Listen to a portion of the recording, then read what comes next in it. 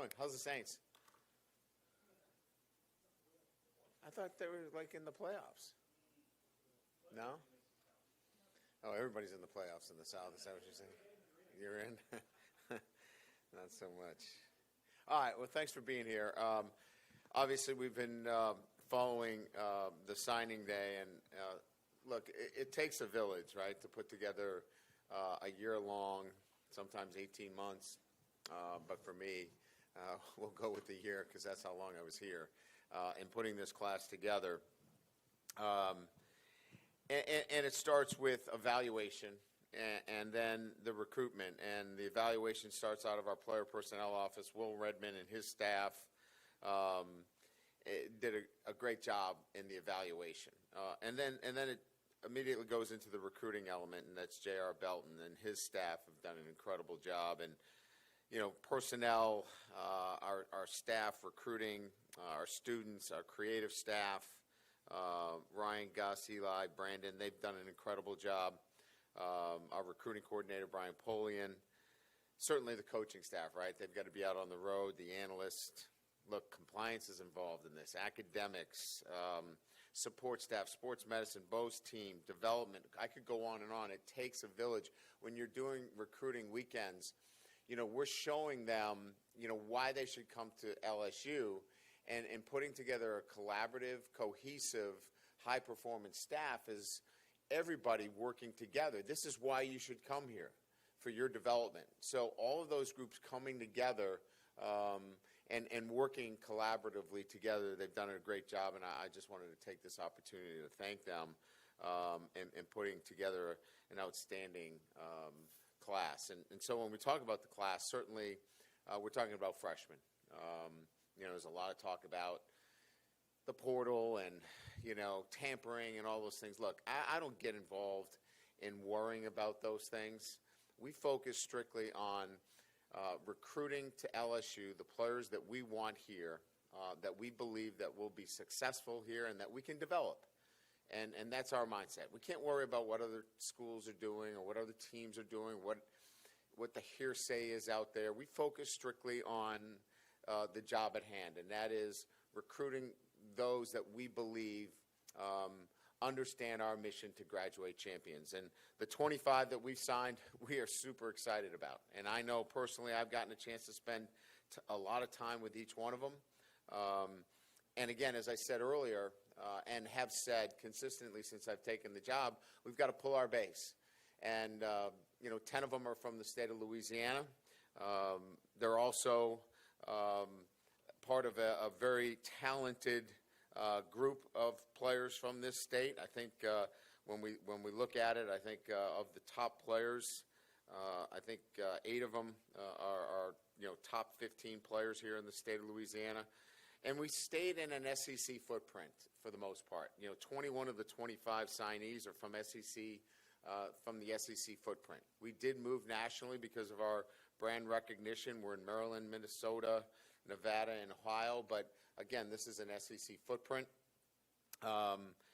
You know, the rating of classes, my other guys worry about that, recruiting personnel. They get $1 million bonuses for that stuff. I don't, so I let them worry. Is it $1 million? So, I think if it's a top 3, you get $1 million. You better get busy. Come up with a couple of names real quick. But you know, obviously, they did an incredible job in terms of where it ranks nationally. And then the position breakdown. You know, we're looking for pretty good balance on offense and defense, which I think we've gotten. And certainly, look, you know, you're always looking for players to impact immediately. But this is a class that I believe that when we recruit them, what we're asking them to do is immediately impact LSU football. And that means represent LSU in a positive way in the classroom, in the community, and as it relates to football. So be ready to compete immediately. As I mentioned, these are freshmen, players that we're excited about developing in the classroom, in our community, and certainly on our football field. On Friday, we will list a number of players that we've recruited out of the transfer portal. We won't do that today. To me, this is about our freshmen, and this is their day. They've earned it. We'll talk about those that we've added through the transfer portal, which we had a need there as well, and that will be on Friday. So just to give us an overview of the players and the class itself, we broke it down really by positional groups, and if you look at certainly starting with offensive linemen. In-state was really big for us in terms of getting in-state players. Tyree Adams, obviously, out of St. Augustine, a really big get for us, and a guy that we're excited about. And Lance Heard, obviously, Monroe, and another Louisiana kid that we're certainly excited about. If you go down the list in terms of DJ Chester out of Eagles Landing, a big athletic offensive lineman, again, that we think can come in. These are guys that we believe can impact us on the offensive line right away with some turnover that we're going to have. Paul Mubenga is an outstanding prospect, great school, comes from a Georgia powerhouse in Buford High School. That I believe is somebody that can compete and plug in right away. So from an offensive line standpoint, I think we really did our due diligence in terms of finding the right guys that can impact. So as you look at each group, offensive line, defensive back, running back, adding two from the state here at the running back position. Obviously with Trey, Holly, and Caleb Jackson, that's a huge need for us. So we could go down the list with Shelton Sampson, obviously out of Catholic High School, another outstanding addition to our program. I'll be happy to talk about each one of these guys individually. I think it's hard for me to go through each one of them. I'll be here for 45 minutes. But suffice to say that I think we looked at it by position group and the needs that we have. And look, you'll get a better sense. I think when we get to the bowl game, how we've managed the roster and what the roster looks like and how this all kind of makes sense and comes together for you. So with that, we'll shoot questions at you, or you can shoot them at me, I guess. Ryan, if you would just, how did things change from when you arrived here last December and you're trying to scramble and put together a class to now this past year that you've had to show people what your vision is, show them success, and put together maybe a class maybe that you want to fill the needs that you have? Yeah, I think first of all, getting to know the families and the individuals so much better. I think there were a couple of the freshmen last year that, I didn't even get a chance to meet the parents until they came on campus, when they dropped their sons off. And that's not the way to recruit, obviously, but it was what it was. This recruiting has been great in the sense that they've been over my home. I've been in their home. They've been on campus several times. So you get a connection, and that for me in a recruiting standpoint is that I'm going to know their son and be able to take care of their son, and that's what they want. So when we're talking about these players, could they transfer? Sure, but you feel so much more confident that you've made the right choices and they've made the right choices, that LSU is the right place for them, and they're not here under false pretenses or a quick sell, or that you're selling a used car to them, that you're really selling the right vision for them as to why they're here. Hey, Coach, we were at Shelton Sampson signing, and his mother spoke to us and said getting a degree is just as important, if not more so, than the football. You've been on the road a year now talking about graduate champions. How much is that resonating with the parents you speak to and the student athletes you're recruiting? So much better than I had originally thought. And look, I think everybody's of the same opinion that if after your third season of competition, you're a first-round draft pick, we're not going to say, hey, come back, and get your degree. But during that time, let's do everything possible to get to that degree. Let's use the summer. Let's use the time that we have here in between the semesters to add on to your degree. Let's not use that time to catch up, or because we were a poor student that we've got to make up ground. And that's been a change here, that we're rewarding those guys so they can get closer to their degree. So when they get to their third year, let's walk out of here after 3 years, if it's 3 years, and you've got a degree and you're, obviously a top draft pick. Coach, just looking at your board, 5 of them are 45 minutes, in a circle here. Just what does that say about the talent that this area has to offer? I know it's one of the lures that brought you here. Yeah, it's unmistakable in a sense that, first of all, that they're so committed to LSU, right? They grew up LSU fans. That doesn't mean you can't recruit, or you shouldn't recruit them as hard as everybody else. Matter of fact, I think we recruited them as well, if not better, because of that. We wanted to make sure that there was no stone unturned with our local players as well, that we did as well as if you were from Texas or Ohio. But there's such a, as the flagship university, there's such a passion for LSU, and it's seen by such strong high school football in this particular area. Hey, Coach, right here. You've talked a lot this year about how it was important for you guys to get younger at a lot of positions. You certainly see that O-line, secondary, tight end. How much of that is just the confidence you have in your player development in terms of, getting these guys ready and the importance of bringing in these younger guys and having them, prepared well? Yeah, I think it's a great question. I think we saw that this year, that we could play some freshmen and compete at the highest level. And that confidence level obviously has allowed us to look at freshmen and say, you know what, we can play freshmen. Do we want to have freshmen across the board? Probably not. We would like to be a little bit more veteran, if you will. And I will be quite frank with you, is that there are some position groups that we need to kind of help out, if you will, through the transfer portal with more veteran players. But that doesn't mean that we're going to stunt the growth of a particular position group because we're bringing in somebody from the transfer portal. We're still going to let them compete, and the best players will play. But I love your question, because I think we gained so much more confidence this year, and I did, in seeing Emery and Will in particular, and Mason go out, and certainly Harold go out and compete as freshmen at a high level. Yeah, Brian, on this recruiting class, how many do you expect to be early enrollees? And if you have some, will they participate in any bowl practice at all? Good question. Early enrollees, do we have that? I don't see it on my list. 15?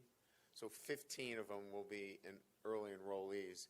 And I chose not to include them in the bowl practice because I think it really would have detracted from our preparation. It would have been much more of a public relations show, more so than truly getting them ready. We're staying away from that. But we have a number of guys, as you mentioned, 15 of them that will come in early, not to mention we're going to be anywhere from, it looks like 8 to 10, maybe 8 to 10 in the transfer window. So you're talking about 23 mid-year enrollees. Hey, Coach. You guys have a number of safeties, 3 of them in total. Do you think any of them could maybe help you guys out as a nickel corner or even a strike corner? Like, is there sort of versatility with those guys? No, I think we've addressed it. We feel really comfortable when recruiting has completed, and it hasn't completed totally for us yet.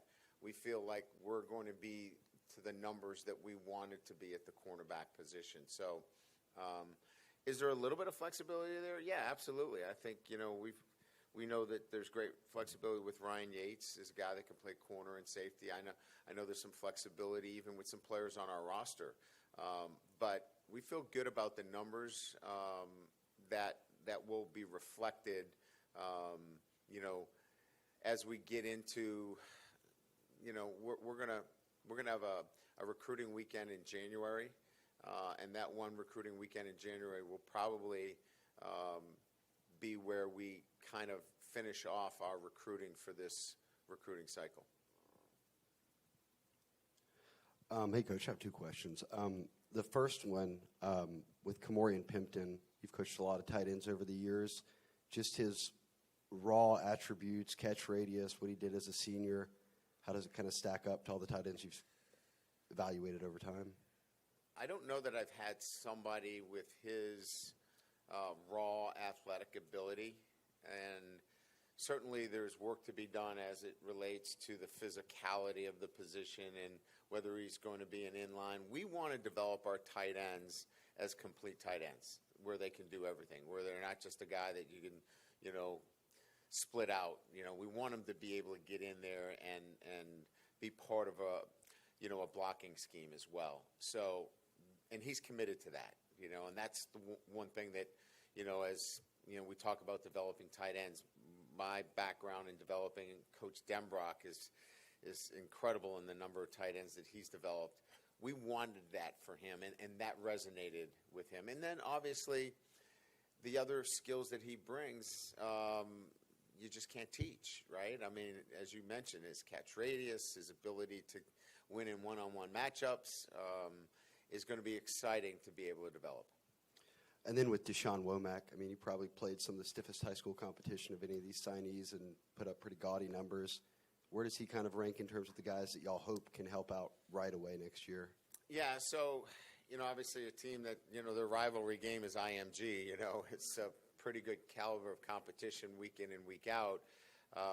But he fits the jack position for us, obviously with BJ going to the NFL. There's a natural opening there, on our roster. And we think he's a guy that can come in immediately and compete for playing time. Coach, Aaron Lee, WGNO in New Orleans. We were with Tyree Adams this morning at St. Aug, and he talks about wanting to come in and play tackle, guard, center. It really didn't matter. Where do you see him actually fitting in? And he also used Will Campbell and Emory Jones as motivation for seeing their success and wanting to choose LSU.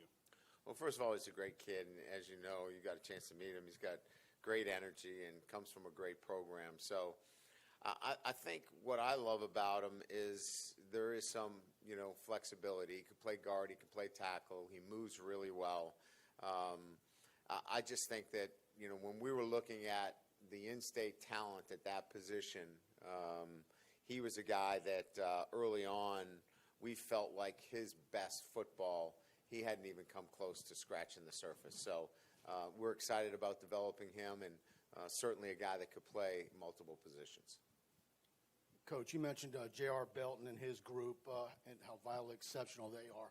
Talk about how that department has expanded over the last decade or so in numbers, and then what does that mean to the position coaches, assistant coaches, what they used to do a decade ago, what those guys help them now, how you on Saturday you said it was a big deal. You like being this busy because you feel you got the personnel to take advantage of it where other people might not. Yeah, no doubt. I think it's the creative piece, and then obviously the ability to communicate on a day-to-day basis. So let's take the creative piece. Certainly the ability to reach the target audience is so important. And out of the recruiting office, whether it be graphics or social media, however we can reach our target audience, our recruiting office sets the table for that. And that's such a huge, I think, piece off the coach's shoulders to be able to do that, as well as organize and be creative when you come on campus. Looking at different events so it doesn't become stale when you come on campus, and you can't keep seeing Mike the Tiger every time. Mike the Tiger's awesome, but you've got to be creative in doing different things, and I think that comes with the creativity of a recruiting office that is now as expansive as I've seen in college football. And then I think the final piece of that is that logistically, when you come on campus, the ability to interact with the families. let's not forget that. You can show them around on campus and be creative and reach out to the players, but sooner or later you've got to bring everybody together. And I think they've done a great job with all of those facets of when they leave here, they feel like it's a family atmosphere, and that's what our recruiting department's done. Coach, if I could ask you about the bowl preparation, I understand you're getting to Orlando like a week before the game, right? You 27th? Yeah, we're going to fly out on the 27th. That's correct. Okay. So what's your approach? You want them to have fun? This is a reward for their season. How do you balance that with preparing for the game? Yeah, I really want to do both. I want them to enjoy the opportunity that they have provided for themselves by being in the Citrus Bowl. So we're going to give them a day to enjoy, and then, gradually work themselves back into locked in for game week preparation. So that's why we took a little bit more time down there so we could do both, but we will get locked into a normal routine of preparation. So this week has been treated as if we were playing on Saturday. So we've gone through a traditional week of preparation for Purdue. So in reality, we've put everything in that we're going to do in game-like situation, and we'll duplicate that when we get to the bowl site. So we'll mix both, give them a chance to enjoy their time. They've earned it. But as we get further into the week, we'll lock down and focus on Purdue. You used the word confidence earlier, and it made me start thinking just the confidence and comfort, I guess, that comes with preparation. How much better equipped do you feel to kind of understand what the portal is now, how it's still kind of evolving to some degree? Do you feel more confident in your approach and that you're getting the results because of that?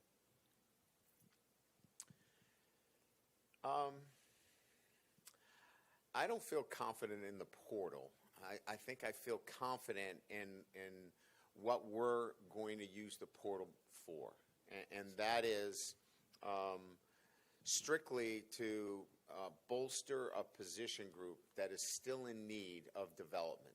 This program, as I said, will be built by freshmen, and development will happen within these walls. We're still not there, in particular, on the defensive side of the ball. And so you'll see that as we move forward on Friday's announcements in terms of players.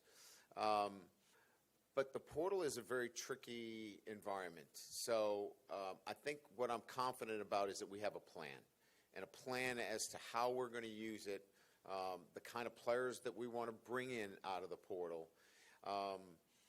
But I think it's a moving target still, and you've got to be very, very careful.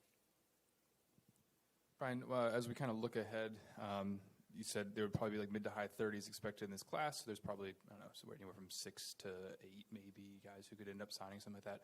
Between transfers and any other freshmen come February, what positions are you looking at specifically that you might want to target? Still, you mean? Yeah. After today. Heavy influence on the defensive line. I think you'll see defensive line, defensive backfield as the particular areas that we still need to address as we move forward. Yeah. I'm just curious, what were your thoughts recruiting Javien Toviano, a guy who kind of kept things close to the vest and announces at the end, but obviously spent a lot of time around your program? Just as the head coach, what were your dealings there? Well, first of all, recruiting can be, kind of a bittersweet kind of deal where the bitter is actually recruiting the guy because it's so difficult, because you're like, man, he's a hard guy to like, and sweet in that he ends up coming your way. This kid is an amazing young man, and it was just enjoyable to spend time with him and his family. So to get the opportunity to recruit somebody that you enjoyed being around as much as this young man, and him choose your university, it feels like a double win in that respect, because he fits all the criteria we're looking for off the field, in the classroom, and then on the field. He is an elite player. So probably would say that it was extremely enjoyable recruiting him. Brian, specifically with Zalance Heard, you mentioned him a little bit earlier, but I mean, this is a five-star, really highly recruited player. What do you guys really like about him? What do you kind of envision for him moving forward? And also just in your interactions with him, what do you kind of gather from him early on about just what he's like just as a person? I like Zalance Heard. I like his personality. He's extremely confident. I'll share this with you. In recruiting him early on, as we were going through the process, he said, "Coach, I'm only going to play left tackle, and that's it." I said, "Well, we got a true freshman, Will Campbell, playing left tackle right now. He's pretty good." He goes, "Well, I've seen Will Campbell play. I played with Will Campbell. I'm playing left tackle." And ever since that time, I was like, I like this kid. Just his confidence, and it wasn't cocky, but it was a confidence, and he's just been that way in the recruiting process. Has a great confidence level, believes in what he's doing and what he can do for this program. And then we put him through the ringer now. I mean, we brought him in here, and we worked him out, and he kept coming back, and we worked him out again, and we got eyes on him, and we watched him, and maybe some of you guys were here, but we put him through the ringer. And he passed every test for us. So feel great about him being in the program.